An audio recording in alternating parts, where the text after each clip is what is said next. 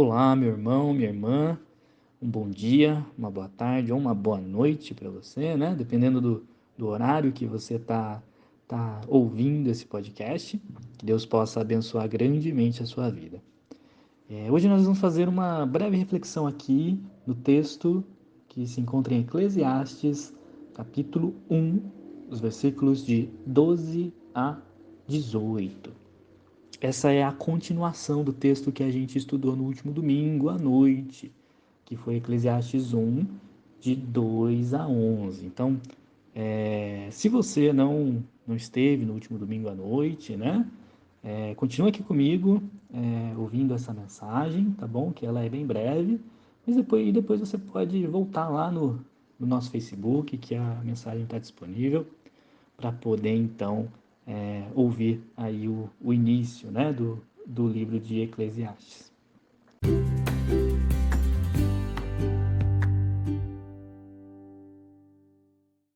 Bom, nós vamos refletir então em Eclesiastes 1, de 2 a 18. E para a gente relembrar, né, um pouquinho, nos versículos anteriores a gente viu que o autor de Eclesiastes ele nos apresenta uma tese, né? Os versículos de 2 a 11, ele nos mostra que se a vida for vivida apenas da perspectiva de debaixo do sol, ou seja, se a vida for vivida apenas no aqui, no agora, na perspectiva secular, sem Deus, ela não fará sentido. Essa é a sua tese aqui no livro. E agora, dos versículos de 12 a 18, nós vamos ver que ele, sendo rei de Israel, como ele mesmo diz, passa então a empreender ali alguns experimentos, né? Na verdade, esse trecho ele vai até o final do capítulo 2, onde ele mostra que empreendeu muitos experimentos para tentar compreender se alguma coisa fazia sentido para a vida, né? E nesse primeiro trecho, então, ele faz um dos seus primeiros experimentos. E nós vamos ver qual foi. Eclesiastes 1, de 12 a 18, diz assim: Eu, o Mestre, fui rei de Israel e vivi em Jerusalém. Dediquei-me a buscar o entendimento e a usar a sabedoria para examinar tudo o que se faz debaixo do céu. Descobri que Deus deu uma existência trágica à humanidade. Observei tudo o que acontece debaixo do sol e, de fato, nada faz sentido.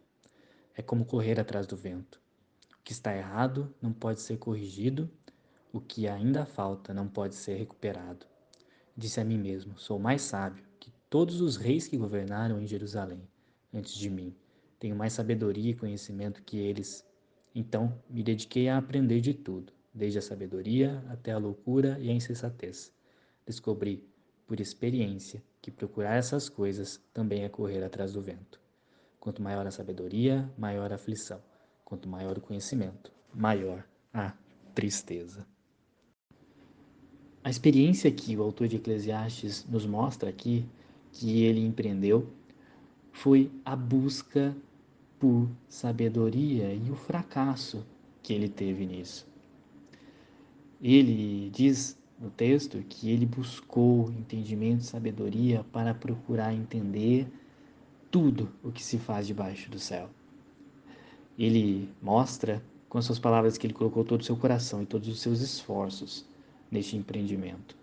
Afinal, grandes questões da vida precisam de empenho para serem solucionadas. E quando a gente entende que a palavra sabedoria na Bíblia, ela não é tanto uma questão de inteligência, mas sim uma questão de saber enfrentar as dificuldades da vida, nós entendemos, né, que sabedoria na Bíblia poderia ser dito como algo como a nossa capacidade de lidar com os problemas da vida. Isso é sabedoria na Bíblia. E aqui o autor, então, ele vai atrás dessa sabedoria para lidar com os problemas da vida. E este, então, é um empreendimento que denota, né, todo o anseio humano por busca de uma vida plena e mais tranquila. Mas, segundo o pregador aqui, né, o autor de Eclesiastes, esse empreendimento parece não ter sido muito bem sucedido. Ele então conclui: descobri que Deus deu uma existência trágica à humanidade. Ou, talvez na sua versão, esteja escrito: este enfadonho trabalho impôs Deus aos filhos dos homens, para nele os afligir. A descoberta do pregador é que a humanidade está submetida a uma existência trágica. A descoberta dele é que ninguém consegue fugir da realidade das dificuldades da vida humana. É algo inescapável estas aflições que todos passam. E que nenhuma sabedoria da perspectiva de debaixo do céu, da perspectiva terrena, pode nos fazer levar uma vida plena. Isto porque a palavra de Deus nos apresenta que na queda o homem foi submetido a esta dura realidade. O Senhor disse ao homem na queda: maldita será a terra, seu trabalho será penoso, ao pó voltarás.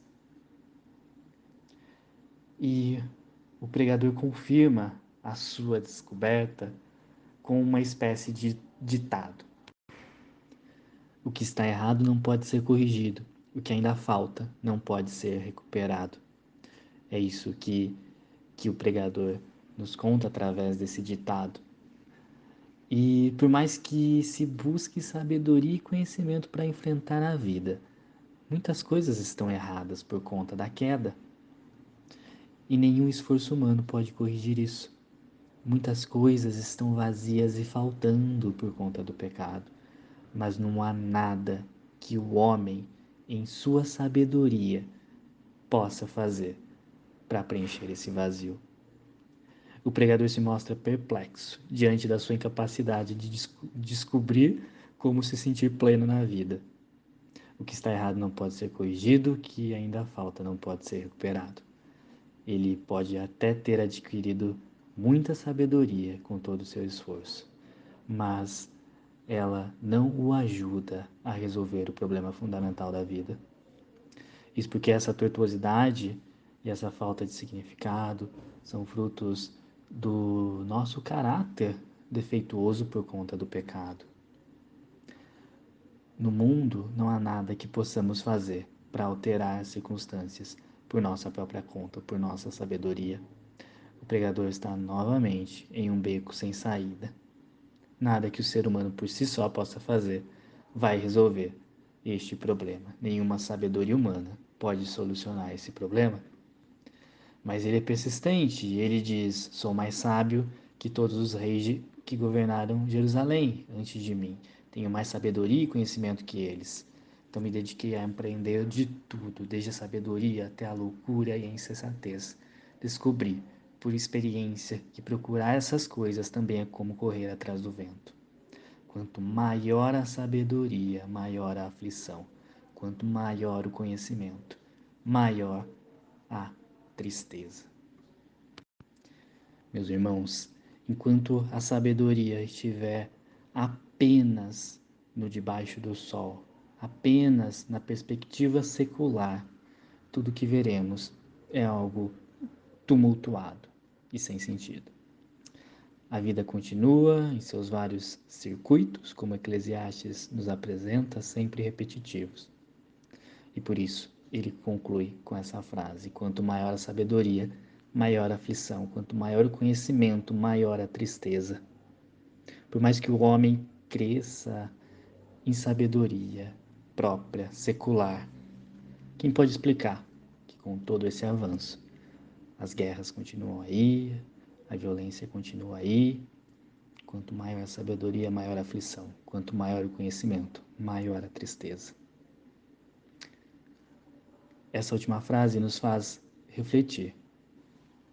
Primeiramente, que não podemos compreender tudo. Quanto mais buscarmos compreender, mais vamos saber que não sabemos nada. E segundo, porque essa é uma verdade muito atual. pela qual passamos hoje. O autor Timothy Keller nos diz que, por mais que estamos tecnologicamente muito mais avançados que nossos antepassados, nossas capacidades em muitos aspectos realmente avançaram, mas nossa busca por alegria e satisfação continua. Isso fica evidente que, através dos índices de suicídio, de depressão, só nos revelam que a sabedoria humana não traz vida plena e alegria para o ser humano. Por isso, quanto maior a sabedoria, maior a aflição, quanto maior o conhecimento, maior a tristeza.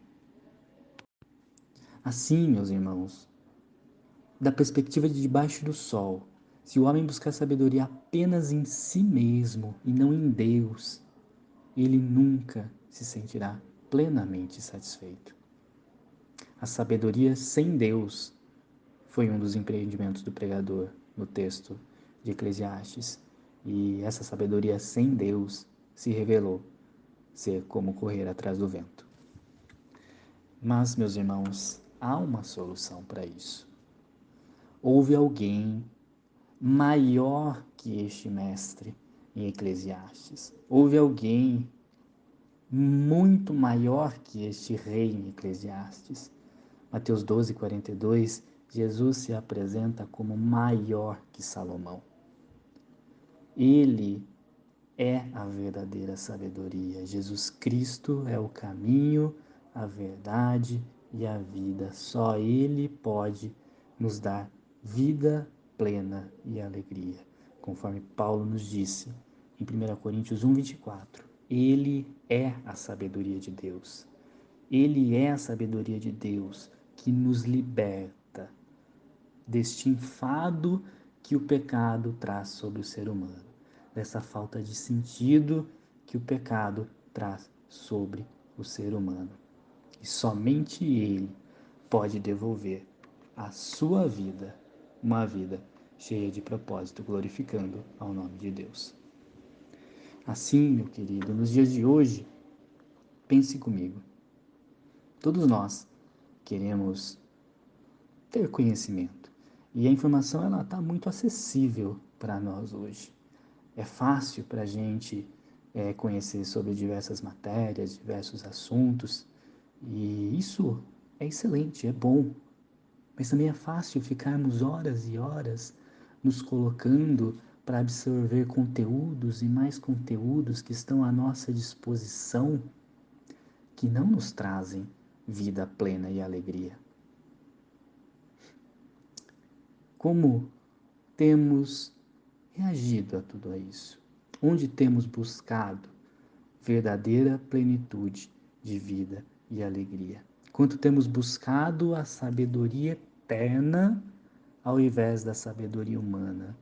Quanto temos buscado a sabedoria eterna de Deus em Cristo? Faça isso através de um relacionamento verdadeiro com Ele. Ame-o de todo o seu coração. Busque-o em oração e na leitura da palavra de Deus, para que a sua vida seja cheia da verdadeira sabedoria. Conheça cada vez mais o único Rei do Universo que criou todas as coisas e que pode realmente encher a sua vida de propósito através da salvação que Ele te concedeu. Amém.